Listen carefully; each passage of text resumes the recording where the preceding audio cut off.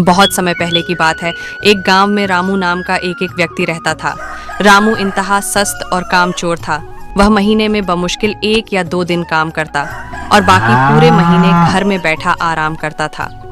गांव के दूसरे लोग मेहनती और खुशहाल थे, लेकिन रामू हमेशा बदहाल रहता।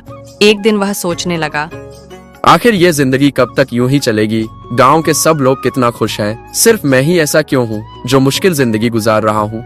अगर मैं शादी कर लूं तो शायद मेरी जिंदगी बदल जाए और मैं भी अपनी बीवी के साथ खुशी खुशी रह सकता हूँ। यह सोचकर रामू अपने चचा शुक्ला के पास गया और जाकर कहने लगा, चाचा, मैं अकेला रह रह कर थक गया हूँ। मैं चाहता हूँ कि मेरी शादी हो जाए।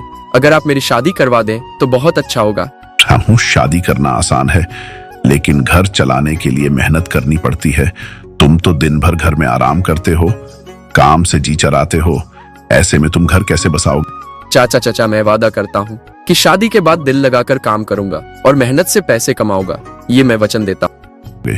ठीक है रामू, मैं जल्द ही तुम्हारी शादी किसी अच्छी लड़की से करवा दूंगा। जाओ। कुछ दिनों बाद चचा ने रामू की शादी रीना नाम की एक समझदार और मेहनती लड़की से करवा दी। बात जब रीना अपने ससुराल पहुंची और घर की हालत देखी तो हैरान रह गई। घर बेहद गंदा और बिखरा हुआ था। उसने दिल में सोचा, ये भगवान, यह घर है या कोई कूड़ादान? रीना, यह अब तुम्हारा घर है। तुम्हारे आने से यह भी खुशहाल हो जाएगा।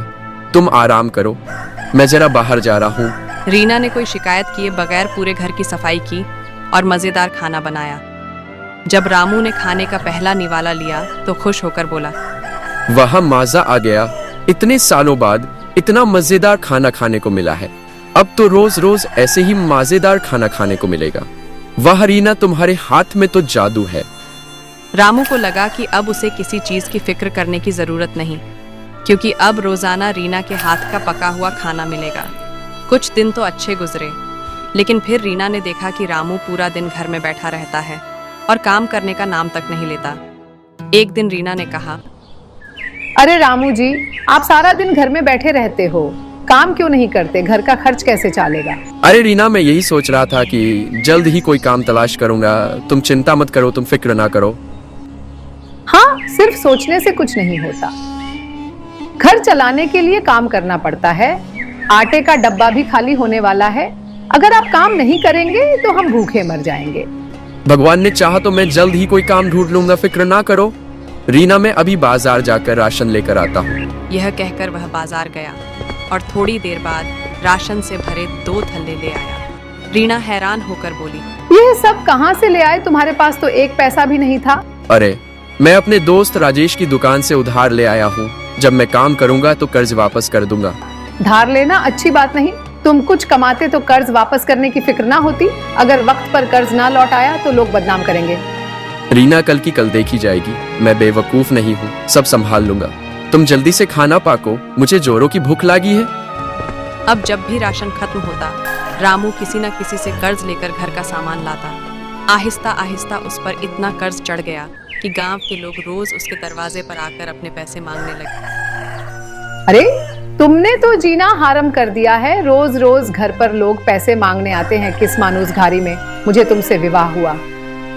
मैं जा रहा हूँ आपने मायके और कभी नहीं आऊंगी तुम्हारे पास। तंग आकर रीना अपने मायके चली गई। रीना के जाने के बाद रामू की हालत पहले से भी खराब हो गई। वह सोचने लगा, रीना यहाँ थी तो कम से कम अच्छा खाना तो मिलता था। अब तो वह भी नहीं है। कर्ज भी इतना ज्यादा हो गया है कि अब कोई उधार देने को तैयार नहीं। आखिरकार ऐसा कब तक चलेगा? नहीं, मैं अब मेहनत करूंगा और सबका कर्ज चुका दूंगा। रामू अब दूसरे के खेतों में दिन रात मेहनत करने लगता है और अच्छा पैसा कमाने लगता है। रामू के पास एक छोटी सी जमीन थी जिस पर रामू सब्जी की खेती करता और उसे बाजारों में बेचता। धीरे धीरे रामू सबका कर्ज चुका देता है और अपने ससुराल रीना को लाने जाता है। रीना, ओ रीना, चालो, मैं तुम्हें घर लेने आया हूँ। घर? कौन सा घर? मैं अब उस भिखारी घर में नहीं जाऊंगी। मैं भूखा नहीं मरना चाहती। अरे रीना, ऐसा मत कहो। मैं पूरी तरह बदल गया हूँ। अब मैं काम भी करने लगा हूँ। ये देखो, मेरे पास काम का कितना सारा पैसा है। ठीक है, मैं चालने के लिए तैयार हूँ। फिर रामू रीना को घर ले आता है और खुशी खुशी अपना जीवन व्यतीत करने लगता है, क्योंकि रामू पूरे तरह बदल चुका था। दोस्तों, इस कहानी से हम यह सीख मिलती है कि कभी भी हमें आलस नहीं करना चाहिए, अन्यथा इसका परिणाम बहुत बुरा होता है।